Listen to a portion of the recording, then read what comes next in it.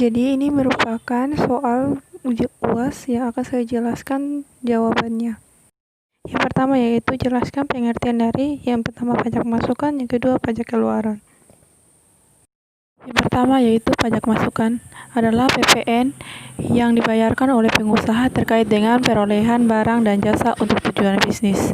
Dan apabila barang dan jasa tersebut digunakan untuk transaksi kena pajak, maka pajak masukan umumnya dapat dikreditkan. Namun, apabila barang dan jasa tersebut digunakan untuk tujuan yang dikecualikan dari pengenaan pajak, maka pajak ini umumnya tidak dapat dikreditkan.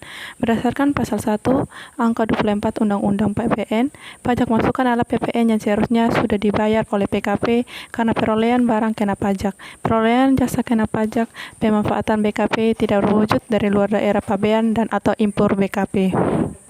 Yang kedua yaitu pajak keluaran. Pajak keluaran adalah PPN yang harus dibayarkan kepada otoritas pajak oleh pengusaha atas penyerahan barang atau jasa untuk pihak ketiga. Berdasarkan pasal 1 angka 25 Undang-Undang PPN, pajak keluaran adalah PPN terutang yang wajib dipungut oleh PKP yang melakukan penyerahan barang kena pajak atau jasa kena pajak, ekspor BKP berwujud atau tidak berwujud, dan atau ekspor JKP. Yang kedua yaitu sebutkan dan jelaskan jenis pajak daerah provinsi dan pajak daerah kabupaten kota. Yang pertama yang termasuk dalam jenis pajak provinsi yaitu pajak kendaraan bermotor. Kategori kendaraan bermotor dalam pajak jenis ini berupa kendaraan bermotor beroda berikut gandengannya. Pajak kendaraan bermotor secara spesifik tidak dikenakan kepada kereta api serta kendaraan bermotor yang digunakan untuk keperluan pertahanan dan keamanan negara. Pembayaran pajak kendaraan bermotor dapat dilakukan melalui kantor Samsat yang terdapat di daerah terkait. Yang kedua, jenis pajak bea balik nama kendaraan bermotor. Pembayaran bea balik nama kendaraan bermotor dilakukan di kantor Samsat. Dibayarkan apabila terjadinya penyerahan kepemilikan kendaraan bermotor.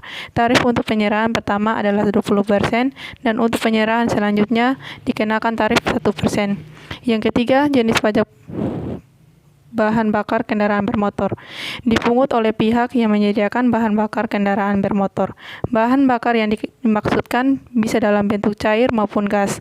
Tarif yang dikenakan maksimal 10%. Yang keempat, pajak air permukaan. Dikenakan pada orang maupun badan yang memperoleh manfaat dari air permukaan. Tarif maksimal pajaknya adalah 10%. Yang kelima, pajak rokok. Pemungutan pajak rokok dilakukan secara bersamaan dengan cukai rokok. Hal tersebut karena rokok merupakan satu dari 3 jenis barang kena cukai di Indonesia. Tarif yang dikenakan untuk pajak rokok adalah sebesar 10% dari cukai rokok. Selanjutnya yaitu pajak kabupaten kota. Yang termasuk dalam jenis pajak kabupaten kota yang pertama yaitu pajak hotel. Dikenakan pula pada motel, lesmen, gubuk atau wisma pariwisata, serta rumah kos yang memiliki lebih dari 10 kamar. Yang kedua, pajak restoran. Dikenakan atas pelayanan penjualan makanan maupun minuman yang dikonsumsi oleh konsumen, tarif maksimal 10%. Yang ketiga, tarif hiburan. Dikenakan untuk pihak yang menyelenggarakan kegiatan hiburan baik secara pribadi maupun badan. Yang keempat, pajak reklame. Dalam hal ini adalah benda, alat, perbuatan, maupun media yang sengaja dirancang untuk tujuan komersial demi mempromosikan barang, jasa, maupun badan. Yang kelima, pajak penerangan jalan adalah pajak yang dibebankan pada penggunaan tenaga listrik. Yang keenam, pajak mineral bukan logam dan batuan. Objeknya berupa asbes, batu tulis, batu kapur, gips, kaulin, dan sebagainya. Tarif pajak maksimalnya 25%. Yang selanjutnya yaitu pajak parkir. Objeknya yaitu penyelenggara tempat parkir di luar badan jalan. Tarif maksimalnya sebesar 30%. Selanjutnya pajak air tanah. Dipahami sebagai air yang terdapat dalam lapisan tanah atau batuan yang terdapat di bawah permukaan tanah. Tarif maksimalnya 20%. Yang selanjutnya yaitu pajak sarang burung walet. Dilakukan berdasarkan nilai jual sarang burung walet. Tarif maksimalnya sebesar 10%. Yang terakhir yaitu pajak bumi bangunan, pedesaan, dan kota. Berbeda dengan PBB untuk pajak pusat, PBB dalam pajak daerah berada pada sektor pedesaan dan perkotaan. Soalnya soal nomor 3 yaitu jelaskan pengertian pajak penghasilan final dan jenis penghasilan yang terkena pajak penghasilan final. Pajak penghasilan final merupakan pajak yang dikenakan langsung saat wajib pajak menerima penghasilan. Biasanya langsung disetorkan oleh wajib pajak sendiri. Yang berikut, PPh pasal 4 ayat 2 dikenakan atas penghasilan sebagai berikut. Yang pertama, penghasilan dalam bentuk bunga deposito serta tabungan lainnya, bunga obligasi serta surat utang negara, dan juga bunga simpanan yang telah dibayarkan oleh koperasi ke anggota koperasi orang pribadi. Yang kedua, penghasilan berupa hadiah undian.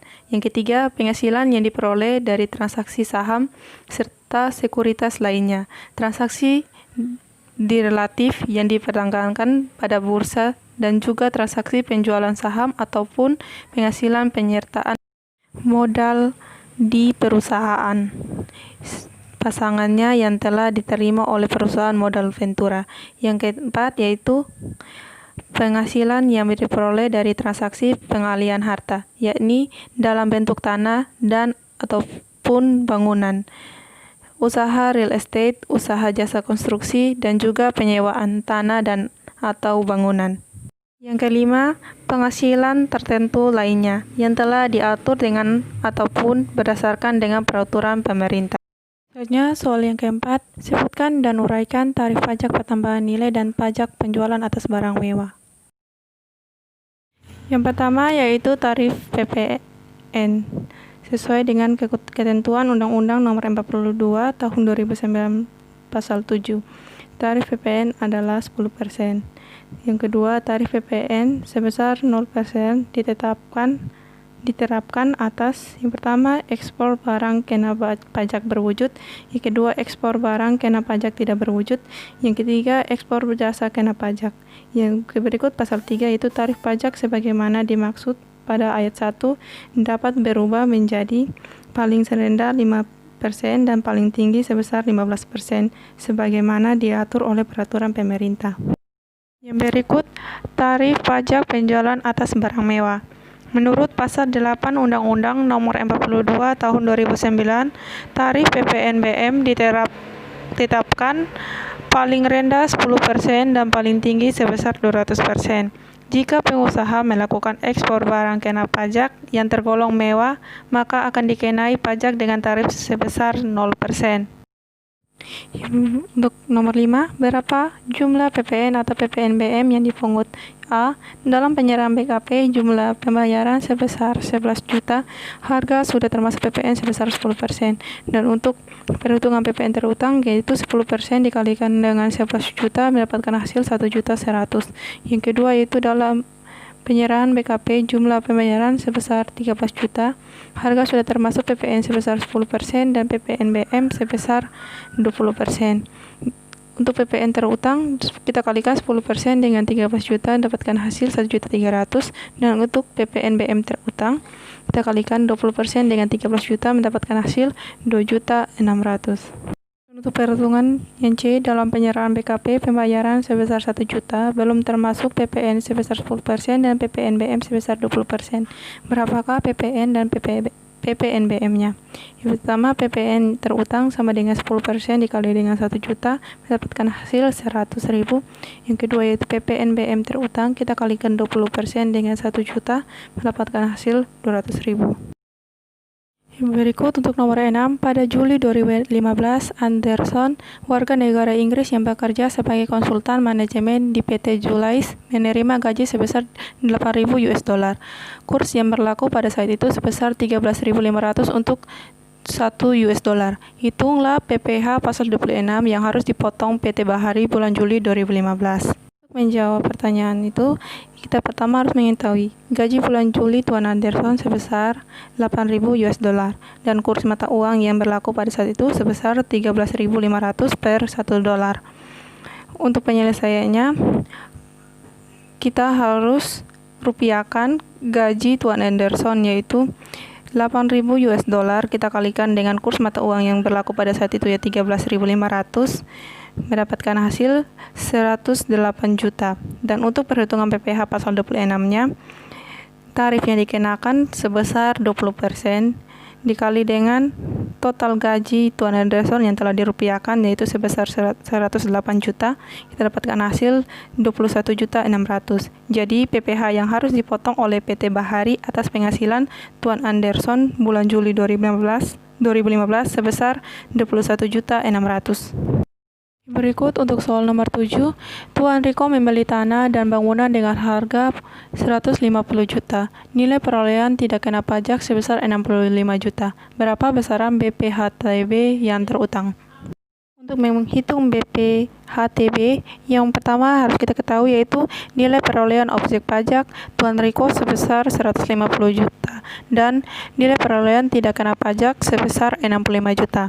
Rumus yang dilakukan untuk menghitung BPHTB yaitu tarif BPHTB dikali dengan NPOP atau nilai perolehan objek pajak dikurangi dengan nilai perolehan objek pajak tidak kena pajak.